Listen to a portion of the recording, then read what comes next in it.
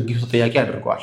ህወሓትም ሆነ ከመንበረ ሰላማ ሀገረ ስብከት እስካሁን በጉዳዩ ላይ የተሰጠ ማረጋገጫ ሆነ ማሳሰቢያ ባይኖርም በሃይማኖት አባቶች ላይ የሚፈጸሙን ተደጋጋሚ አፈና፣ ድብደባ፣ ዘረፋና እንግልት እያሳሰበው መምጣቱን ሀገረ ስብከቱን መግለጹን ተዘግቧል። እንግዲህ ይህ የሀገረ ስብከቱ የሂሳብ ክፍል ኃላፊ የሆነው አካል በታጣቂዎች ደግሞ በመንበረ ሰላማ ታጣቂዎች ሰላም ጤና ይስጥልን። ውድና ኩራት ቤተሰቦቻችን ኦርቶዶክሳውያን እንዴት አላችሁ? እንዴት ቆያችሁ? እንዴት ሰነበታችሁ? ኦርቶዶክሳዊ መረጃዎቻችን ጀምረዋል።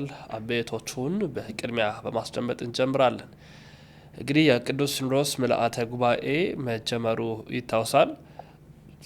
ዓመት በገባ 2 ጊዜ ቅዱስ ሲኖዶስ ምልአተ ጉባኤ ይካሄዳል።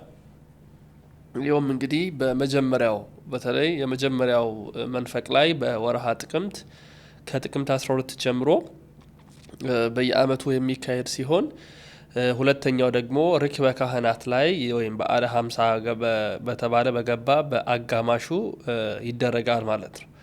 ስለዚህ አሁን በአሁኑ የ2018 የመጀመሪያው ቅዱስ ሲኖዶስ ምልአተ ጉባኤ የጥቅምቱ ተጀምሯል። ብፁዓን አበው ሊቃነ ጳጳሳት ከየሀገረ ስብከቱ መጥተው 44ኛው የመንበረ ፓትርያርክ ጠቅላይ ቤተ ክህነት ስብሰባውን ጨርሰው ነው ቀጥታ ወደ ቅዱስ ሲኖዶስ ምልአተ ጉባኤ የገቡት። በዚህም እንግዲህ የተለያዩ ውሳኔዎች ይተላለፋሉ፣ ይወሰናሉ ብለን የምናስብ ነው የሚሆነው። እስቲ የዛሬ ውሎ ምን ይመስል ነበር? ምን ተፈጠረ? ምን ተደረገበት? ሊቃነ ጳጳሳትስ ምን ወሰኑ? ተከታትለን የምንመለስ ይሆናል። ሌሎች መረጃዎችንም አስተላልፍላቸው።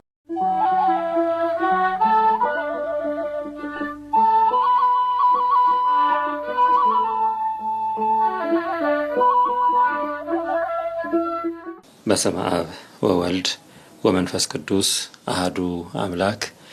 የኢትዮጵያ ኦርቶዶክስ ተዋሕዶ ቤተክርስቲያን ቅዱስ ሲኖዶስ ምልአተ ጉባኤ የጥቅምት 14 2018 ዓ.ም ውሎውን በተመለከተ የውይይትና ውሳኔዎችን ከዚህ ቀጥሎ እናቀርባለን። የቅዱስ ሲኖዶስ ምልአተ ጉባኤ ጉባኤውን ከጀመረበት የሶስተኛው ቀን የውይይት ውሎው ዛሬ ያያቸው በርከት ያሉ አጀንዳዎችን ነው። በአጀንዳ ተራ ቁጥር 6 በአጀንዳ ተራ ቁጥር 7 የአርሲ ሀገረ ስብከት ካህናትና ምእመናን የቀረበውን አቤቱታ በተመለከተ በጠዋቱ የቅዱስ ሲኖዶስ ምልአተ ጉባኤ ውይይት ተጀምሯል። በዚህም መሰረት ከሀገረ ስብከቱ የቀረበው አቤቱታ ሙሉ በሙሉ በቅዱስ ሲኖዶስ በንባብ ከተሰማ በኋላ ቅዱስ ሲኖዶስ በቀረበው አቤቱታ ላይ ውይይት አድርጎ በአቤቱታው ውስጥ የተጠቀሱ ጉዳዮች አስተዳደራዊ ብቻ ሳይሆኑ የሂሳብ ጉዳዮችም ስላሉባቸው እነዚህም ያው የማጣራት እና ጥናት የማድረግ ሁኔታን ስለሚፈልጉ የቅዱስ ሲኖዶስ ምልአተ ጉባኤ ውሳኔ እንደሚያመለክተው በመንበረ ፓትርያርክ ጠቅላይ ቤተ ክህነት ጽሕፈት ቤት አጣሪ ልዑካን ወደ ሀገረ ስብከቱ ተልኮ በሀገረ ስብከቱ ተገቢ የሆኑ ጥናቶችን ካደረጉ በኋላ አጣሪ ልዑኩ በሚያቀርበው ውሳኔ ላይ ተመስርቶ ቋሚ ሲኖዶስ የመፍትሄ ውሳኔዎችን እንዲወስን ይህንኑም መሰረት አድርጎ ችግሮቹ እንዲፈቱ በሚል የቅዱስ ሲኖዶስ ምልአተ ጉባኤ ወስኗል። በመቀጠል በአጀንዳ ቁጥር 8 በሸካ ዞን ካሁን በፊት ለምልአተ ጉባኤ በቀረበው መሰረት ምልአተ ጉባኤው በመንበረ ፓትርያርክ ጠቅላይ ቤተ ክህነት በኩል ለሀገረ ስብከቱ የሚያበቃ ሁኔታዎች እንዳሉ ተጠንቶ እንዲቀርብ መመሪያ በሰጠው መሰረት በዛሬው ዕለት የምልአተ ጉባኤው የኢትዮጵያ ኦርቶዶክስ ተዋሕዶ ቤተክርስቲያን መንበረ ፓትርያርክ ጠቅላይ ቤተ ክህነት ጽሕፈት ቤት የጥናት ልዑካን ያቀረቡትን ጥናት ሙሉ ለሙሉ በመስማት ውሳኔ አስተላልፏል። በዚህ ውሳኔ መሰረትም የሸካ ዞን ሀገረ ስብከት ራሱን ችሎ እንዲቋቋም ሀገረ ስብከቱንም ብፁዕ አቡነ ሕዝቅኤል በሊቀ ጵጵስና እንዲመሩት የቅዱስ ሲኖዶስ ምልአተ ጉባኤ ወስኗል። ስለዚህ የሸካ ዞን ሀገረ ስብከት ራሱን ችሎ ተቋቁሞ በብፁዕ አቡነ ሕዝቅኤል እንዲመራ የኢትዮጵያ ኦርቶዶክስ ተዋሕዶ ቤተክርስቲያን ቅዱስ ሲኖዶስ ውሳኔ አሳልፏል። በመቀጠል በአጀንዳ ቁጥር 9 በአንድ ግለሰብ ተዘጋጅቶ እየተሰራጨ ያለውን ገድለ ዮሐንስ መጥምቀ መለኮት በሚል ርዕስ ተጽፎ ይሰራጭ የነበረው መጽሐፍን አስመልክቶ ቀደም ሲል በሊቃውንት ጉባኤ ታይቶ በደብረ ሊባኖስ መምህር በሆኑ በመጋቤ ምስጢር አባ ክንፈ ሚካኤል በሚባሉ መምህርና አባት በሳቸው አማካኝነት ለመንበረ ፓትርያርክ ቀርቦ በሊቃውንት ጉባኤ ተጣርቶ ታይቶ መጽሐፉ ተመርምሮ የሊቃውንት ጉባኤ ያቀረበው ሙሉ መጽሐፉን የተመለከተ መግለጫ በንባብ ለምልአተ ጉባኤው ተሰምቷል። ምልአተ ጉባኤውም በሊቃውንት ጉባኤ መግለጫ ላይ ተመርኩዞ ሰፊ ውይይት አድርጓል። እንደዚህ አይነቶቹ ጉዳዮች ያው እንግዲህ እንደሚታወቁት የስተት ትምህርት ያለባቸው በርካታ ቤተክርስቲያንን የማይወክሉ የተዛቡ ትምህርቶችን የሚያሰራጩ ጽሁፎች በቤተክርስቲያናችን ትውፊት በሊቃውንትና እየታዩ በቅዱስ ሲኖዶስ እየተመረመሩ ውሳኔ ይተላለፍባቸዋል። በዚህ መሰረት ምልአተ ጉባኤው በጣም ትልቅ ትኩረት በማድረግ ይሄ መጽሐፍ የያዛቸውን ቤተክርስቲያንን የማይወክሉ አስተምህሮች መርምሯል። ይህን መሰረት አድርጎ ውሳኔዎች አሳልፏል። በዚህ ውሳኔ መሰረት አንደኛ ገድለ ዮሐንስ መጥምቀ መለኮት በመባል የተጻፈው መጽሐፍ ሙሉ ለሙሉ የቤተክርስቲያንን አስተምህሮ የማይወክል የሚያዛባ ስለሆነ እንዲወገዝ ተደርጓል። ስለዚህ መጽሐፉ ተወግዟል። ይሄ ማለት በመጽሐፉ ውስጥ ያሉት ትምህርቶችና የተሳሳቱ ጉዳዮች በሙሉ ተወግዘዋል ማለት ነው። በመቀጠልም የሊቃውንት ጉባኤ የጀመረው እንደዚህ መጽሐፍትን የማጣራት የመመርመር ሁኔታን አጠናክሮ እንዲቀጥል ከምስጋና ጋር መመሪያ እንዲደርሰው ተወስኗል። በሶስተኛ ደረጃ መጽሐፉን አሳትመው ያሰራጩት ግለሰብ ወደ መንበረ ፓትርያርክ ተጠርተው በቋሚ ሲኖዶስ ቀርበው እንዲህ አይነት ስራዎችን ለወደፊቱ እንዳይደግሙ ጥብቅ መመሪያ እንዲሰጣቸው ምልአተ ጉባኤው ይህንንም ወስኗል። መጽሐፉ እንዲመረመር ያደረጉ የታላቁ ደብረ ሊባኖስ አንድነት ገዳም የአቡነ ተክለ ሃይማኖት አንድነት ገዳም መምህር የሆኑት መጋቤ ምስጢር አባ ክንፈ ሚካኤልም ለዚህ ላደረጉት መልካም ስራ ምስጋና እንዲሰጣቸው የምስጋና ደብዳቤ እንዲሰጣቸው ምልአተ ጉባኤው ወስኗል። በመጨረሻም ይህንን በተመለከተ ምልአተ ጉባኤው የወሰነው በአሁኑ ጊዜ ያው በህትመትና በስርጭት ላይ የዋለው የመጽሐፉ ቅጂ ሙሉ በሙሉ እንዲታገድ፣ እንዳይሰራጭ፣ ለሽያጭም እንዳይቀርብ ለሁሉም አህጉረ ስብከት ሰርኩላር ደብዳቤ እንዲሰራጭ ምልአተ ጉባኤው ወስኗል። በዚህም መሰረት እንግዲህ ይሄ መጽሐፍ የኢትዮጵያ ኦርቶዶክስ ተዋሕዶ ቤተክርስቲያንን የማይወክል የተወገዘ መጽሐፍ መሆኑን ምልአተ ጉባኤው ወስኗል። በመቀጠል በአጀንዳ ቁጥር 10 በዛሬው ዕለት የታየው አራተኛው ጉዳይ በዩናይትድ ኪንግደም እና አየርላንድ ሀገረ ስብከት ስር የሚገኙ 18 አብያተ ክርስቲያናት ህብረት ተወካዮች ነን ያሉ ባቀረቡት ማመልከቻ መሰረት ጉዳዩ በመንበረ ፓትርያርክ ጠቅላይ ቤተ ክህነት የውጭ ጉዳይ መምሪያ ተልኮ ውጭ ጉዳይ መምሪያ መግለጫ አቅርቦበት በመግለጫው እና በቀረበው ጥያቄ መሰረት ጉዳዩ በምልአተ ጉባኤ ታይቷል።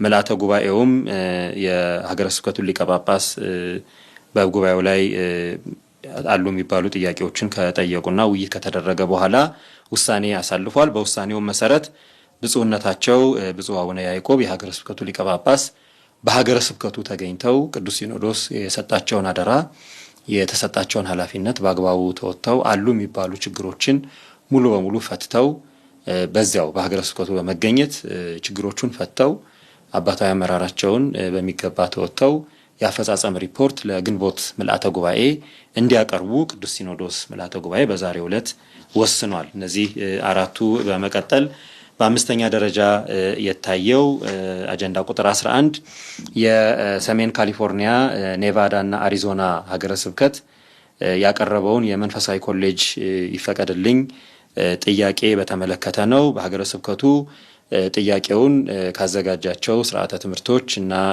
ሌሎች የምክረ ሀሳቦች ኮሌጁን ለመመስረት ያበቃኛል ያላቸውን ዝግጅቶች ለምልአተ ጉባኤው አቅርቧል። ምልአተ ጉባኤውም በጉዳዩ ላይ በጥልቀት በመወያየት ያለውንም አስፈላጊነት ግምት ውስጥ በማስገባት የቀረበውንም ጥያቄ በማየት የመንፈሳዊ ኮሌጁንና የአብነት ትምህርት ማስመስከሪያ ለማቋቋም የቀረበው ጥያቄ እንዲፈቀድላቸው ሆኖ ሌሎች ጉዳዮች የስርዓተ ትምህርቱን የተመለከቱ የትምህርት ፖሊሲውን፣ በሰው ኃይል ደረጃ ያለውን አቅም፣ ሌሎች የሚያስፈልጉ ጉዳዮች በመንበረ ፓትርያርክ ጠቅላይ ቤተ ክህነት ጽሕፈት ቤት በትምህርትና ስልጠና መምሪያ ተገቢው ጥናት ተደርጎ ለመጨረሻ ውሳኔ ለግንቦት 2018 የቅዱስ ሲኖዶስ ምልአተ ጉባኤ እንዲቀርብ በማለት ምልአተ ጉባኤው ወስኗል። በስድስተኛ ደረጃ የታየው አጀንዳ ቁጥር 12 ነው። ይሄም ከአጀንዳ ቁጥር 13 ጋር ተያያዥነት ያላቸው በመሆናቸው ሁለቱንም በተከታታይ ምልአተ ጉባኤው አይቷል። ጥያቄዎቹም የመጀመሪያው በአጀንዳ ቁጥር 12 ላይ የቀረበው ብፁዕ አቡነ መቃርዮስ የምዕራብ ካናዳ ሀገረ ስብከት ሊቀ ጳጳስ ያቀረቡትን ጥያቄ በተመለከተ ሲሆን በዚህም ቀደም ሲል እንደሚታወቀው በግንቦት 15 ቀን 2017 ዓ.ም ምልዓተ ጉባኤው ቦታው ድረስ አጣሪ ተልኮ ጥናት ቡድን ተልኮ የጥናት ኮሚቴው የጥናት ልኡኩ ለምልዓተ ጉባኤው ሰፊ የሆነ ገለጻ በማድረግ ባለፈው ዓመት ውሳኔ ወስኗል። ስለዚህ በዛሬው ዕለትም የተወሰነው የምልዓተ ጉባኤ ውሳኔ ባለፈው ዓመት በተወሰነው መሰረት ሁለቱ አህጉረ ስብከት አንዳቸው በአንዳቸው ጣልቃ ሳይገቡ በውሳኔው መሰረት አገልግሎታቸውን ሐዋርያዊ ተልኳቸውን እንዲፈጽሙ በማለት የቅዱስ ሲኖዶስ ምልዓተ ጉባኤ ወስኗል። በ13ኛ ደረጃ የቀረበው የብፁዕ አቡነ አብርሃም ያቀረቡት የኤድመንተንና አካባቢው ሀገረ ስብከት ሊቀ ጳጳስ ያቀረቡት ጥያቄ ነው። ይህም ጥያቄ የሚያስተዳድሯቸው የሚመሯቸው ሀገረ ስብከት ስያሜው ይስተካከልልኝ የሚል ስለሆነ በዚሁ ባቀረቡት መሰረት የብፁዕነታቸው የኢትዮጵያ ኦርቶዶክስ ተዋሕዶ ቤተክርስቲያን መካከለኛ ካናዳን ኤድመንተንና አካባቢው ሀገረ ስብከት ተብሎ እንዲጠራ ወይም እንዲስተካከልልኝ በማለት ያቀረቡትን ጥያቄ ተቀብሎ የመካከለኛው ካናዳ ኤድመንተንና አካባቢው በሚል እንዲስተካከል በማለት ምልዓተ ጉባኤ ወስኗል። በዛሬው ዕለት የታዩት 7 የሚሆኑ አጀንዳዎች እነዚህ ናቸው። በቀሪዎቹ አጀንዳዎች ላይ በቀጣይ ምልዓተ ጉባኤው ውይይቱን የሚቀጥል ይሆናል። የቅዱስ ሲኖዶስ ምልዓተ ጉባኤ ቀጥሎ በሚያደርጋቸው ስብሰባዎችና ለቤተክርስቲያናችን ይጠቅማሉ ይበጃሉ ብሎ በሚወስናቸው ውሳኔዎች እግዚአብሔር አምላካችን የብፁዕ ቅዱስ አባታችን የብፁዓን አበው ሊቃነ ጳጳሳት በረከታቸው ከሁላችን ጋር ይሁን እያል የዛሬውን መግለጫ እንደዘገበው እንደዚህ ነው። አሰቦት ገዳም ምን ተፈጠረ ካለ በኋላ በዛሬው ዕለት በኦነግ ሸኔ በአሰቦት ገዳም አገልጋዮች እና በአካባቢው ክርስቲያን ላይ ጥቃት መድረሱን የመረጃ ምንጮች ከቦታው አድርሰውናል። በጥቂቱ አንድ ሰው ሲገሉ አንድ ልጅ ተጎድቶ ተርፏል። 2 ሰዎች ደግሞ ተወስደዋል። ድርጊቱን የፈጸመው በገዳሙ ክልል ውስጥ ሲሆን ሁለቱ የተወሰዱት የገዳሙ አገልጋዮች ናቸው። አንደኛው አይዋ ግርማ መሸሻ፣ ሁለተኛው ደግሞ ደቀ መዝሙር ክንፈ የተባሉ ናቸው። የሞተው አባት አቶ አንበስ ፍላቴ እና ተጎድቶ ሆስፒታል የሚገኘው በትራንቨስ የአካባቢው ክርስቲያን ናቸው። ሟች አባት የተረፈው ደግሞ ልጅ ነው። የሞተው አባት ነው፣ የተረፈው ደግሞ ልጅ ነው። አሁንም ቀጣይ አደጋ እንዳይደርስ የሚመለከተው ባለድርሻ አካላት እንዲደርስላቸው ድምፅ እንሆናለን ይላል። እንግዲህ አሁን ይሄ ከመሸ የሆነ ነገር ነው። ሸኔ በተለይ አሰቦት ገዳምን በተመለከተ ዘወትር ተደጋጋሚ እየገባ የሚያጠቃበት በረት ሆኖለታል። ክፍት መሬት ሆኖታል። ክፍት ቦታ ሆኖለታል። ብዙ ጊዜ ዘግበናል። አባቶች በተለይ ደግሞ ከገዳማውያን ጋር ተገናኘ፣ በተለይ አሰቦት ጋር ተገናኘ። አንዳንዴ በእሳት እያነደዱት፣ አንዳንዴም ገብተው ጥቃት እየፈጸሙ፣ አንዳንዴም እየገደሉ፣ አንዳንዴም ያገኙትን ነገር እየወሰዱ ይህን ነገር ማድረግ ከጀመሩ በጣም ቆይቷል። በጣም ሰነባብቷል። አሁን ደግሞ አባቶችን መውሰድ ጀምረዋል። ገብተው ገዳሙ ድረስ ሰዎችን መግደል ጀምረዋል። ይሄ ለሚመለከተው አካል አሁንም ቢሆን በአስቸኳይ ሼር አድርጋችሁ ብታደርሱልን ደስ ይለናል። ሟቾችን ነፍስ ይማር፣ ተጎድተው ሆስፒታል የገቡትን ደግሞ እግዚአብሔር አምላካችን ምሕረቱን ይላክላቸው። ከዛ በተጨማሪ ሁለቱ የተወሰዱትን አባቶች ገና ደቀ መዝሙር ይሆን አለ፣ እንዲሁም ደግሞ ደቀ መዝሙር ያልሆነ አለ። ሁለቱን ደግሞ እግዚአብሔር አምላካችን በሰላም እንዲመልስልን፣ በተለይ ሸኔ ወስዷቸው በሰላም የተመለሱ አካል በጣም ጥቂቶች ቢሆኑም ከጥቂቶቹ መሃል አድርጎልን በሰላም እንዲመልስልን እግዚአብሔር አምላካችን በእውነት ቅዱስ ፈቃዱ ይሆንልን። አሁን የምንገኘው ከአዲስ አበባ 300 ኪሎ ሜትሮችን ርቀን በኢትዮጵያ ምስራቁ ክፍል የሚገኘው ብቸኛው ገዳም የአሰቦት ደብረ ወገግ ቅድስት ሥላሴና አቡነ ሳሙኤል አንድነት ገዳም ነው። መንገዱ በጣም ከምላችሁ በላይ ደምር በጣም ነው የሚከብደው። እናም በዚህ ገዳም ውስጥ እጅግ ብዙ በርካታ ከአእምሮ በላይ የሆኑ ድንቅ ተአምራቶች የተደረጉበት ቦታ ከጀርባ የምትመለከቱት የተሰወረ የመድኃኔዓለም ቤተክርስቲያን አለ ተብሎ እዚህ ቦታ ላይ ይናገራል። በርካታ አባቶች የተሰወሩበት አስገራሚ ቦታ ነው። አባ ጸጋዬ የተባሉ እዚህ ዋሻ ውስጥ ለበርካታ ዓመታት ጸልዩ እንደነበር እንግዲህ ከታሪክ መስማት ችለናል። በዕለተ ዓርብ በደሙ የተቀደሰበትና ይህን ታላቅ ስም ያገኘበት ከጀርባ እንደምታዩት በጣም የሚያምር እጅግ ግሩም የሆነ መልክዓ ምድር ነው።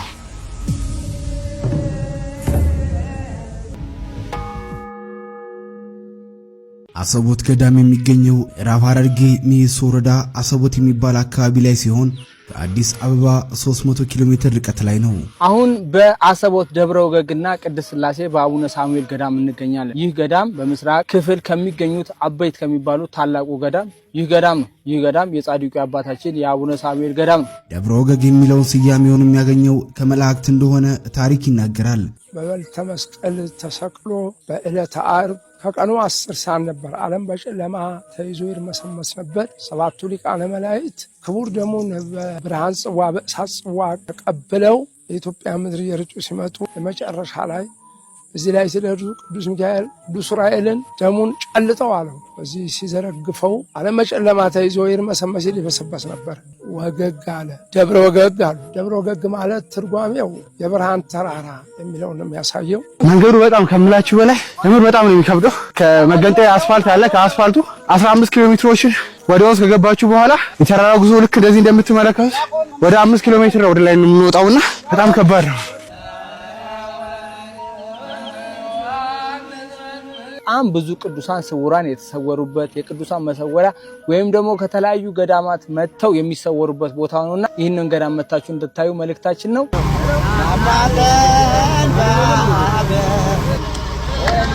የተመሰረተው በ14ኛው መቶ ክፍለ ዘመን ሲሆን የመሰረቱትም አባ ሳሙኤል ዘደብረ ወገግ ከ12ቱ የአቡነ ተክለ ሃይማኖት ንቡራነ እድ አንዱ ናቸው።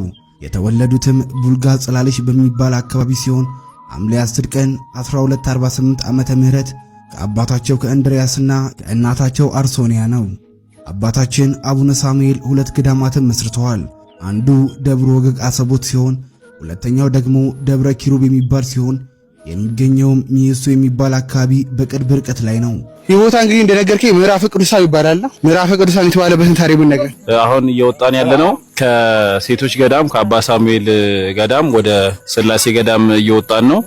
ወደ ላይ ስንወጣ ዳገቱን መሃል ላይ ምዕራፈ ቅዱሳን የሚባል አለ። ማለትም አባታችን ሳሙኤል ይሄንን ዳገት በሚመላለሱበት ጊዜ ያው እነሱም ሰዋዊ ፍጡር እንደመሆናቸው ደክሟቸው እዚህ ጋር አረፍ ያሉበት ነውና ምዕመናን ይሄንን ዳገት በሚወጡበት ጊዜ እዚህ ጋር አረፍ ብለው ይሄዳሉና ያንን የመዘከር ነው ማለት ነው። ርጉም ሄሮድስ ጌታ ኢየሱስ ክርስቶስን ከሕፃናቱ ጋር ሊገለው በፈለገ ጊዜ ሕፃኑና እናቱን ይዘህ ወደ ምድረ ግብፅ ውረድ፣ ከእግዚአብሔር የታዘዘ መልአክ መጥቶ ለአረጋ ዮሴፍ ነገረው። ወደ ምድረ ግብፅ ወርደዋል። ወደ ምድረ አጋዚ ኢትዮጵያ መጥተው እዚህ ላይ ሆና ኢትዮጵያን አስራት ተቀብላለች። አሁን እንግዲህ ስላሴ ገብተን ነበረ ቤተክርስቲያን። ከዛ ወደ ተግባር ቤት እና ብሉ በረከት ተብለን ተግባር ቤት ሄደናል እና ተግባር ቤት እንግዲህ እንደዚህ ነው የሚቀርበው እና በጣም የሚገርማችሁ ይሄ እንትን ነውና መቀመጫ ወንበር ነው መሀል ላይ የሚቀመጠውና እንጀራው በግራና በቀኝ ልክ እንደዚህ ይቀመጥላችኋል እና መሀል ላይ ወጥ ደግሞ በዚህ በሳህን ነው ይመጣል እና እንጀራውን ከዚህ ቆረሳችሁ ነው እዚህ ጋር ያበሉ። ማርያም በጣም የሚጣፍጥ ምግብ ነው። እንግዲህ ታች እንደምትመለከቱት ሰው ከዛ ከታች እየመጣ ነው። የት ነው የምንገኘው? አሰቦ ገዳም ከአባ ሳሙኤል ወደ ስላሴ ወደ መስጊደው ተራራማው ትልቁ ተራራ እንደምታዩት የመጨረሻ ፈታኝ የሚባለው ቦታ ይሄ ነውና ያው እየተጓዝን ነው ቤተሰቦቼ። ያው ዳመና ነው ጉም ነው። ያው የእግር መንገዱ ይሄን ይመስላል። አብራችሁን ተጓዙ። የቅዱሳን ማረፊያ ለመድረስ ጥቂት ነው የደረሰን ጥቂት ነው የቀረን። ያው የምንወጣው ተራራ ይሄ ነው። ይሄ ወላ ገና የምንወጣው ያው እና ጫካው ይሄ ምስል ደግሞ ድፍን ያለ ጉም ነው። ታዲያ ታያችኋል ደመናው እና በጣም የሚያምር ጉዞ እያረኩ ነው። ድካም የለ። ትላንትና በለቀኩት ቪዲዮ ላይ እንዳያችሁት ቀዝቀዝ ባለ አየር ነው የገባሁት።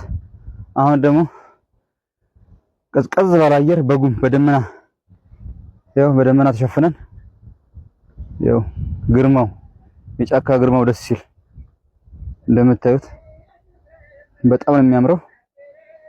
ያው እየወጣን ነው። ወርታች አባ ሳሙኤልን ለማሳየት ልሞክር። ይታያቸዋል የአባ ሳሙኤል ቤተክርስቲያን ያው ደመና ትንሽ ሸፍኖታል። ከታያችሁ የጻድቁ አቡነ ሳሙኤል ቤተክርስቲያኑ ይኸውና። አሁን ወደ ስላሴ ወደ ተራራ እየወጣን ነው። ፈታኙን ዳገት ይዘናዋል። ቅዱሳን ከምዕራፈ ቅዱሳን ድምጽ ይሰማኛል። ምዕራፈ ቅዱሳን ላይ ሰው አለ። ቁጭ ብሎ እየዘመሩ ነው ወጣቶች። ተጓዦች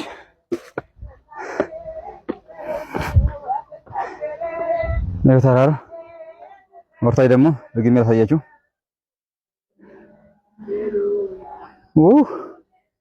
በስመ አብ በዚህ ቦታማ እንደቀር እውነት አይቀርም በእውነቱ አይቀርም ይሄን መሰለ ይሁት እስቲ ተፈጥሮ ራሱ አያምርም ለእናታችሁ ከዚህ እንዳትቀሩ አደራ አይቀርም ዛሬ ሐምሌ 4 ቀን በአሰቦት ደብረ ወርቅ ቅድስት ሥላሴና አባ ሳሙኤል አንድነት ገዳም ላይ እንገኛለን ይኸው አብረን እንጓዝ እየተጓዝን ነው ፈታኙን ተራራ ጨርሰን ምዕራፈ ቅዱሳን ላይ ደርሰን ወጣቶች እንደምታያቸው እየዘመሩ ይገኛሉ እዚህ ጋር ምዕራፈ ቅዱሳን ከሚባልበት ቦታ ደርሰን እዚህ የትልቁ ምዕራፈ ቅዱሳን የተባለበት ቦታ በተለየ ቦታችን እቺ ድንጋይ ነች አባታችን አቡነ ሳሙኤል አረፍ ብሎ ወደ ተራራው ሲወርዱ አረፍ የሚሉባት ልክ ይኸው እንደምታዩት የሶፋን ቅርጽ የያዘች እንደምትመለከቱት ልክ ይኸው የተፈጥሮ ድንጋይ ልክ ሶፋን ነው የሚመስለው በእውነት እዚህ ጋር አቡነ ሳሙኤል አረፍ ብሎ እዚህ ጋር አረፍ ብሎ ከቅዱሳን ጋር አረፍ ብሎ እዚህ ጋር ሄዱ ነበር እና ምዕራፈ ቅዱሳን ደርሰናል አባታችን አቡነ ሳሙኤል ስለ አድኖ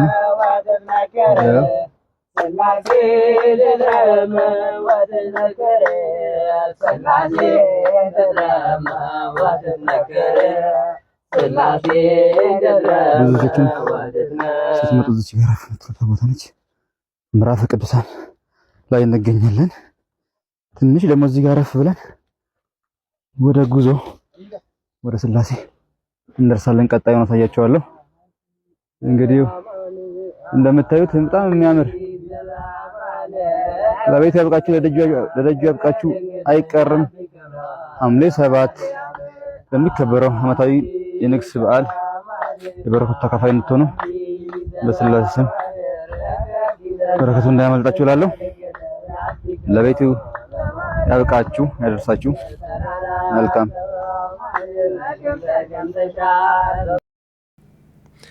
የተወዳችሁ ቤተሰቦቻችን የዛሬ መረጃዎቻችን ይህን ይመስላሉ መረጃው ለመላው ዓለም እንዲዳረስ ላይክ እና ሼር በማድረግ ትብብር አጋርነታችሁን በማሳየት ከጎናችን መቆማችሁ እንዳይዘነጋ